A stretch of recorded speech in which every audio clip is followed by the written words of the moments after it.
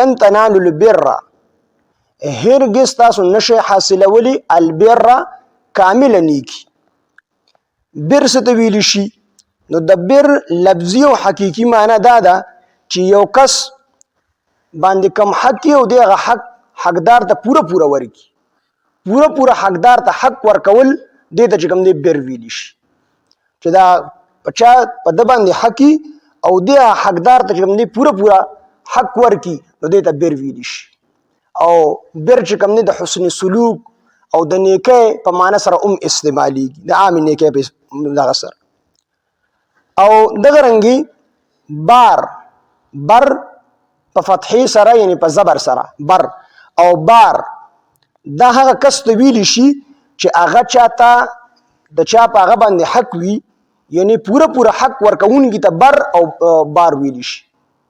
او قرآن مجید کې دا ذکر دی وبرم بوالدیه، هغه پوره چې کوم دی حق خپل والدینو ته ورکو. وبرم بوالدیه دا بر جمع چې کوم دی دا ابرار دی، او دا قرآن مجید کې ذکر دی ان الابرار لفی نعیم، بشک نیکان خلق دا په نعمتونو کې وي. سورہ بقرہ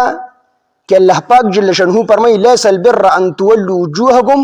قبل المشرق والمغرب. پدې آیات کې سورہ بقرہ په دغه آیات کې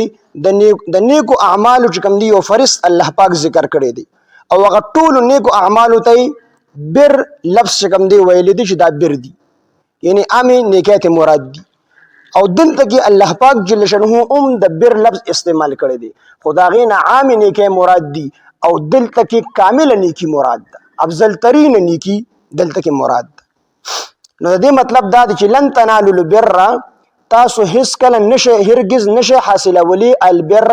کامل نیکی، حتی تر دې پورې تنفقو چې تاسو خرج کوئ مما د هغې نه تحبون چې تاسو یې خوښوئ. هغه مالونه خرج چې کوم تاسو ته محبوب مالونه وي نو الله هغې به تاسو د نیکۍ اعلی درجې ته رسوي. صحابه کرام رضوان الله علیهم اجمعین چې د قرآن د احکامو اولین مخاطب خلقو، او د نبی علیه السلام براه راست شاگردانو بغیر د واسطې نه، بالواسطه نه بلا واسطه دا د نبی علیه السلام شاگردانو چې کله دا آیات نازل شو نو هر یو صحابي هغه خپل محبوب او خوښ سیز راوړو، او هغه د الله پیغمبر ته پیش کو چې الله پاک دا آیات نازل کړی دی چې تاسو تر هغه پورې کامل نیکۍ ته نشئ رسیدلی، کامل نیکی نشئ حاصلولی تر څو پورې تاسو خپل خوښ سیزونه د الله په لار کې خرج کړئ. نو یو صحابي براتو حضرت ابو طلحه رضی الله عنه، دا صحابي دی راغی او د یو ډیر بهترین باغ، ډیر ښکلی باغ او پاغي کې کویو بیر روحا به وتوي او دغه ډیر بهترین اوبه وي. نبی علیه السلام کله دغه باغ ته تلو او دا باغ مسجد نبوي ته بالکل مخامخ. نبی علیه السلام بتلو هغه اوبه د نبی علیه السلام ډیر زیاتې خوښې وي، دغه نبی وبس کړي. نو دا ابو طلحه رضی الله عنه راغی او د الله پیغمبر ته وی د الله پیغمبر صلی الله علیه وسلم ما ته په خپل ټولو مالونو کې د ټولو نه خوښ مال هغه بیر روحا دی، زما دغه باغ او په دې باغ کې چې کوم کوی دی دا ما ته ټولو مالونو نه خوښ مال دی او دا ډیر زیات نفع ما ته راکوي. نو د الله پیغمبر ما دا راوړی دی او دا خبر مې تاسو له راوړی دی چې دا باغ ما تاسو ته درکو، تاسو چې چاله چې کوم دی مناسب ګڼئ غلی ورکړي، یعنی ما د الله په لار کې صدقه کو. نبی علیه السلام ورته وفرمیل وی خو ډیر چې کوم دی نفع والا باغ دغه ته څنګه ورکئ؟ وی بس د دې آیات په نازلېدو باندې مې زړه وغوښتل چې زه دا خوښ سیز د الله په لار کې صدقه کړم. نو نبی علیه السلام ورته په خپلو رشته دارانو کې تقسیم کړ. نو ابو طلحه رضی الله عنه لاړو نو په خپلو ترونو زامنو کې هغه باغ تقسیم کړ. وی دې نه دا معلومه شوه دې حدیث نه، دا بخاري او مسلم دواړو را نقل کړی دی. د دې خبرې دا معلومه شوله چې صدقات خیرات دا یوازې دا نه چې ته به عامو غریبانانو او فقراو له ورکړي، بلکې که ستا په رشته دارانو کې څوک زیات مستحق وي او غریبانان وي نو پکار دا ډومبې اول ستا رشته داران دی هغې باندې صدقې وکړه، هغې باندې چې کوم دی خیراتونه وکړه. دغه رنګې بل صحابي حضرت زید بن حارثه رضی الله عنه چې نبی علیه السلام متبنا و، نبی علیه السلام ته خپل زوی ویلي دی راغی او ډېر بهترین اس د سره او ډېر زیات خوښ و، هغه اس ډېر زیات خوښ هغه راوسو د الله پیغمبر ته ورکړي د الله پیغمبر دا اس ما ته ډیر زیات وخت په خپل ټولو مالونو کې نو دا اس تاسو زمانه قبول کړي نو نبی علیه الصلاۃ والسلام هغه اس ته واغستو او د زویل چې کوم دی ورو نو په دې باندې حضرت زید بن حارثه رضی الله عنه خپه شو نبی علیه الصلاۃ والسلام ورته تسلی ورکړه ته ولې خپه کې دې په دې خپه شو ما خپل صدقه ورکړه زما صدقه زما کور ته رااله ان زما زویل غس اس واپس ورکړه دا خو بیا زما کور ته راغی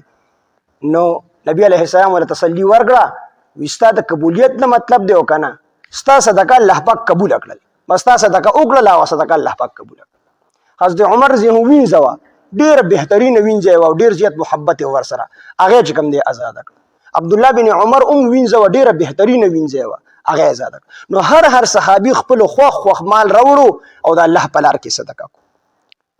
د دې وجنه وی تاسو بهترین مالونه دا چې کوم دی د الله پاک جل شانه په لار کې صدقه د دې دا مسله معلومیږي چې د دې صدقاتو نه مراد د الله په لار کې بال خرج کولو نه مراد صدقات نافله دي یعنی نفل صدقات دي او کنه صدقات واجبه زکات وغیره دي نو بعضی علما وایي چې د دې نه مراد صدقات واجبه دي یعنی زکات ته مراد دي او بعضی وایي چې صدقات نافله نفلی صدقې ته مراد دي خو جمهور محققین وایي چې د دې نه مراد صدقات نافله او صدقات واجبه دواړه دي زکات ته مراد دي او صدقات نافله ته مراد دي په دواړو کې خپل مال دا چې د الله په لار کې ورګون ته د نیکه هغه اعلی درجه په دې باندې رسیدلی شي او د مم معنی دا خبره معلومیږي د مم معنی چې د اغه نه چې د دې مطلب دا نه دی چې ستا کوم ټول سيزونه څومره سيزونه چې ستا خو نو ټول د الله په لار کې صدقه کنه او هغه کې ته کوم صدقه کوي د الله په لار کې نو چې پاره کې ستا کوم خو نو هغه د الله په لار کې صدقه مطلب دا چې ټول چې کوم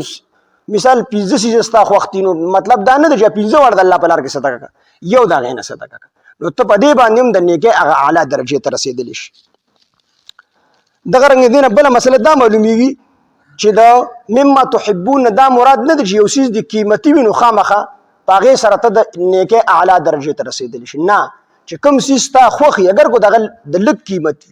هو چې ستا خوخي نو هغه ته د الله په لار کې صدقه کې ته د نیکه اعلی درجه ته رسیدلی شي نو دلته الله فرمای لن تنالوا البر هرگز تاسو نشئ حاصلولی البر کامل نیکی حتی تر دې پوري تنفقوا چې تاسو خرج کړئ مما د هغې مالونو نه د هغې سیزونو نه تحبون چې تاسو یې خوښوئ خوښ سیزونه د الله پاک جل شانه په لار کې چې کوم دی تاسو صدقه کوئ ولا تيمموا الخبيث منه تنفقون ولستم باخذيه هغه خراب مالونه د الله په لار کې مصدقه کوي چې تاسو په خپل د هغه اغستلو ته تیار نه نو د دې مطلب دا هم نه دی آیات چې کم کمزوري سيزونه دي ته د الله په لار کې صدقه کوي نو ستاسو ثواب نه ملوي پای دوم ثواب ملاويږي خو کامل ثواب پته نه ملوي نو لن تنالوا البر تاسو نشي حاصلولی کامل نیکی حتی تر دې پورې تنفقوا چې تاسو خرج کړئ مما د هغه سيزونه تحبون چې تاسو خوښوي تاسو ته محبوب سيزونه وي وما هغه سيزونه تنفقوا چې تاسو خرج کړئ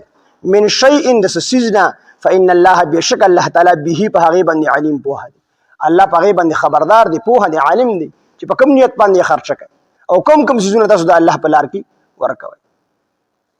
نو بهترین سيزونه موږ مدرسې ته لاهور کې مونږ ونه الته پیزارونه چې کوم دی راوړي طلبه ولا زمونږ استاد هغه ډېر کریک سړی هغه واپس ټولې واپس بیا جوړې راغلی هغه جوړې ټولې واپس کړي ان دي پکار زمونږ نو بیا ته مونږ طلبه ته تاسو وکړه حضرت دا خو لکه هغې راوړې وي او صدقه کړې وه یا هدیه کړې وه پکار ده چې د وړو ورته ولې واپس کړئ د دې نه د غورې خلکو اړولي وي دا کوم چې په دوکانونو په مارکیټ کې نه خرڅېدل هغه طلبه وله راوړي موږ یو دا دورس په خلک چې کوم نه خرڅي کې تاسو دی لراوړي بیا دا غن ورسره صادر راغلی نو صادر قیمتي هغه تقسیم کې طلبه نو بهترین چیز دا د الله په لار کې خرج کول پکار